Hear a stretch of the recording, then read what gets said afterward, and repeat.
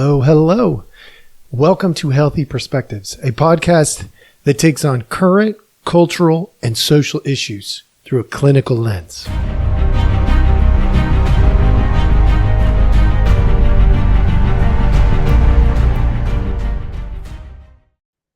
Hello. All right. Welcome back. Thank you so much for joining us. As always, we appreciate your time. For those of you who joined us last week, I've had a pretty hectic schedule, so I haven't put out too many podcasts lately.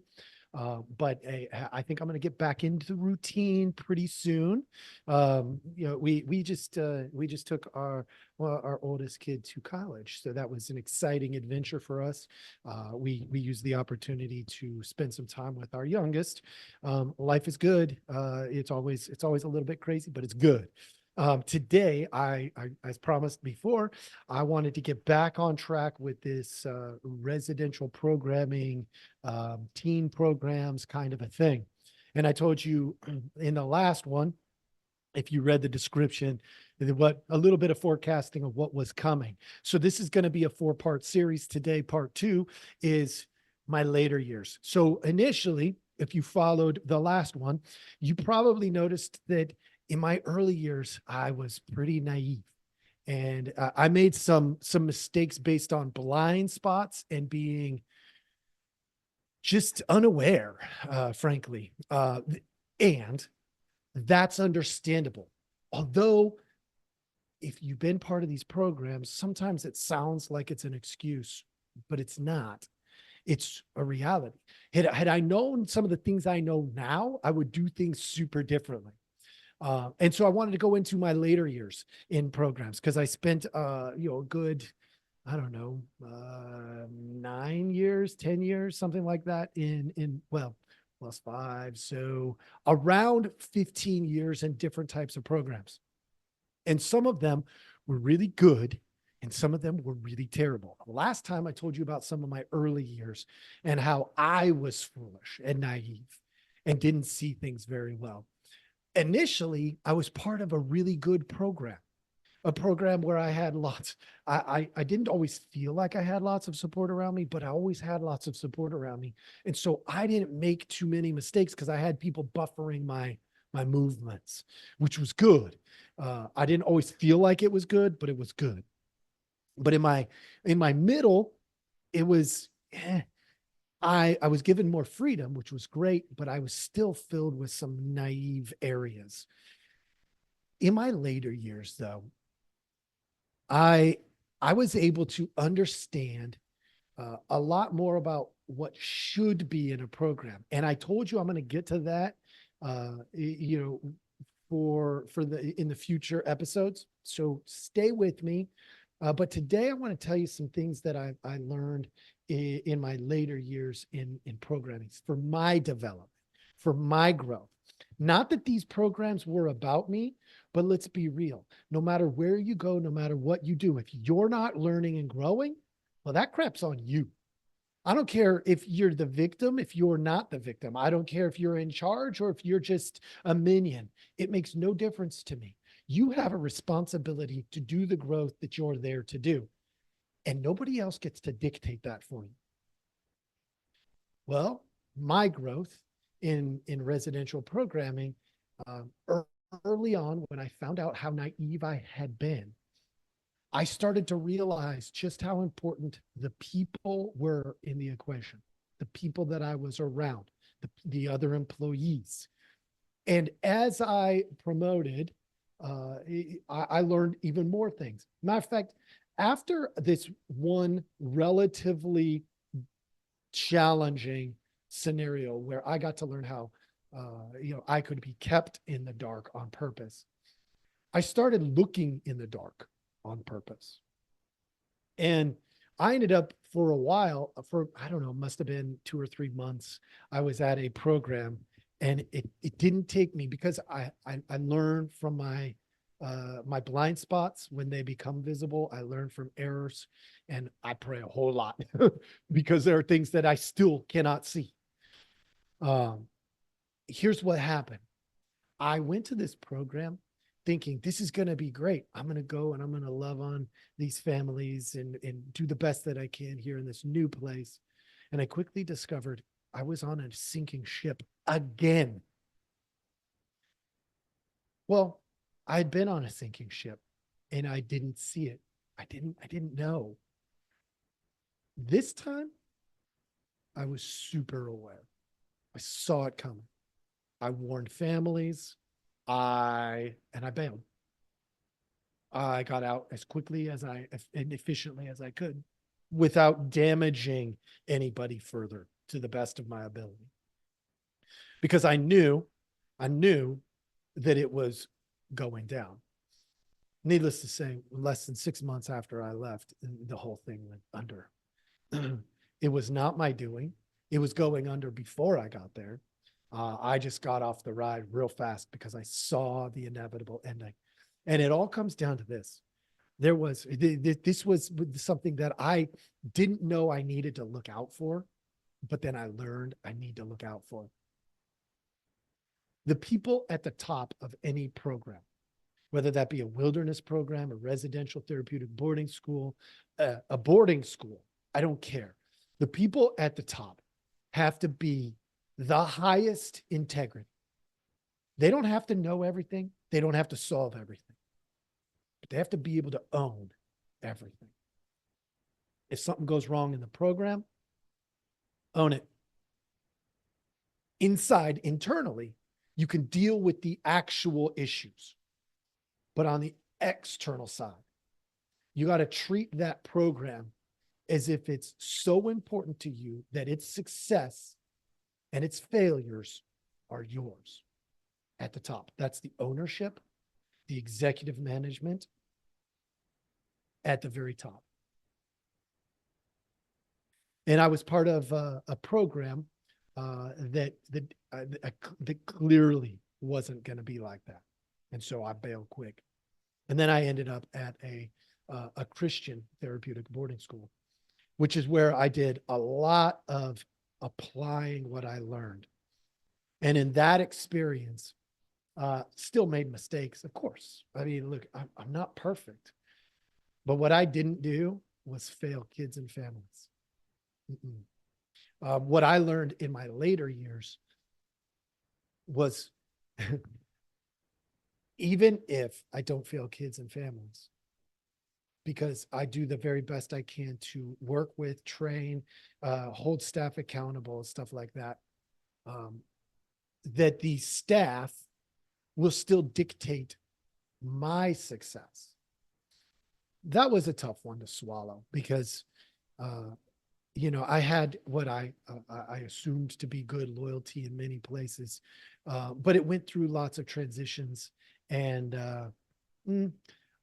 I had some areas where I needed to learn to grow more, but I did get to see what success could look like. I was able to create it for, I don't know, a year or two in that program.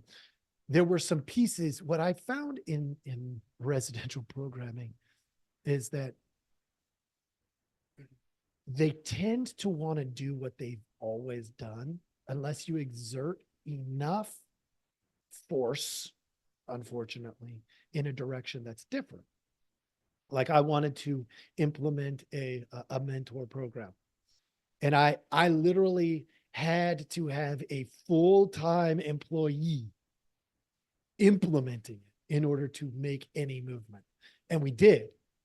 And then as soon as that employee left, because they got a full-time gig as a pastor of their church instead of a part-time and then a full-time. Anyway, when they left, I couldn't hold it up myself. And it hadn't been rooted enough. Because programs want to default to what they have always been. When I learned that, that became one of those things that was really important. I started changing my approach. I started utilizing families more to encourage new processes, because the fastest way to encourage a program to change is the families. So, side note for you. If you have a kid in a program, one of these teen therapeutic boarding schools or something like that, and you're not intimately involved, that's a big miss on your part. It's a big miss because your influence is still the most powerful thing in your child's life. Yours. Now, I'm not saying go make a big mess of it and cause all kinds of chaos. I don't think that's a good idea. But staying involved, if you're ever told you're being too much, then I would say, in what way? How much I love my kid, how much I want to be in the know of what's going on with my kid's world. Because I had some really needy parents. And I got to tell you, in my later years, I loved that. I absolutely loved it. Was it hard for me at times? Sure. But I loved it because having a needy parent means that I've got the supports in place to make the difference that's going to change a life for the better. Doesn't mean I don't have to drive the whole thing.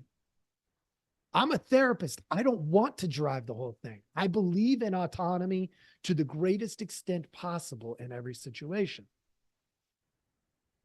So when I had parents that wanted to help drive and steer, I just made sure we didn't get off the road. I found that to be a wonderful thing. And I could use that to help move things in the program in a healthy way too. And so for all you parents out there that I've worked with in the past, if you happen across this, thank you. Thank you for teaching me and helping me and making, like, I've made some pretty awesome impacts on people's lives. And I know there are people out there who are going to see this and they're going to be like, well, it wasn't mine, or like, you could have done better here. And you're probably right. I could have done better. I'm doing better every day. If I'm the same 10 years from now as I am today, I failed. I should be better in 10 years than I am now. And 10 years ago,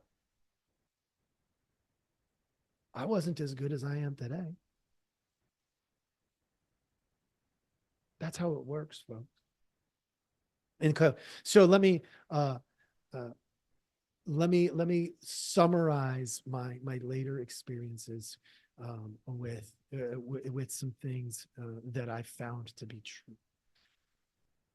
The first and most important thing is to love appropriately, of course. Love the people that I work for to the best of my ability. Number one, hands down, by far the most important thing. Forgive. They're not going to like me all the time. I remember working with some teens and families I remember this one family in particular. They took their kid outside of my care bubble. They did not want their kid to work with me because of some political view they saw that I had posted socially at some point. I don't care if you have the same views as me politically. Love is more important. Later on, that same family went on this rafting trip with me. And they said, you're not as bad as we thought you were. And the kid was a good kid. He was a good kid from a good New York family. I hope he's doing good now. So that's number one, love to the best of my ability. Obviously, outside of romance, you got family, friendship, mentorship, commitment. There's all these different forms of love that are allowable and necessary. So that's number one. Number two, forgive them. Forgive them because they have to learn how to forgive themselves. And forgiving ourselves is way harder than being forgiven by somebody else. But if I can set the example and say, yeah, you made all these mistakes before you got to me. So what? You're still my person. I still choose to care about you. I'm going to move past those things. I even had a young lady who decided that she thought she could get out of the program by by being really mean to me at one point. And later on, her and I got much closer. Like she was a good kid.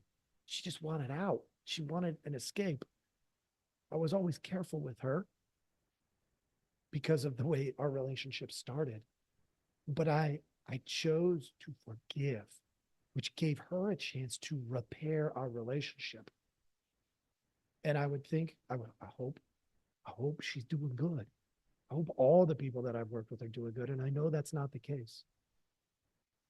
By the time a lot of the kids and families got to me, they were already so hurt that oftentimes their path was inevitably going to be very, very bumpy, or maybe not possible. Because let's be real, it's not your first inclination as a parent to throw your kid into a residential program and have other people try to raise your kid. No, none of us as parents want to do that. And yet sometimes when we get so desperate, we don't see any other reasonable options.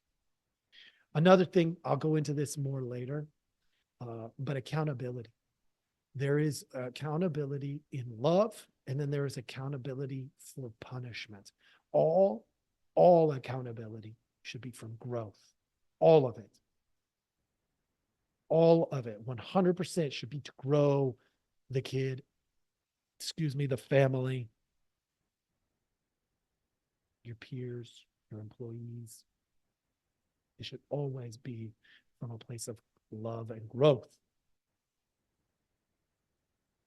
not fear in your accountability. Fear is for that very small percentage of people who cannot respond to opportunities for growth and love. And there's very, very, very, very, very few of those. And those ones need a special kind of treatment. And to be honest, I will never go to a program that needs those kinds of kids. Not because I don't want to help those kids, but specifically because it's ineffective on its best today. You might be able, out of that very small percentage, you might be able to help 10%. And it's dependent on everybody to make it happen. The families, the staff, and to put together the right kind of team for that. It would have to be a perfect storm scenario for me to ever even consider the option of a lockdown type of facility again. Just won't do it. Because I know my heart. And that's not the population that I want to get to. I want to get to the ones that are before that. So that's accountability. There are some do's and don'ts I'm going to get into next time that I've learned in my later years, but I'm going to save those for now. I just wanted to give you a glimpse at some of the things that I've experienced in my later years. That way I've laid the foundation, and next time I'll give you a lot more details. I hope this was helpful. Please stick with me 2 more times. The meat is coming up.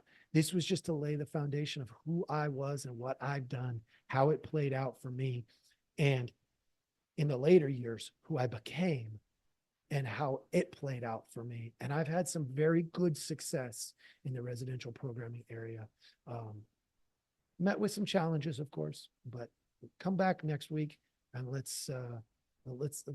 you're going to get a lot more meat on the bone next time. Thank you for joining us, and I hope you have a wonderful day.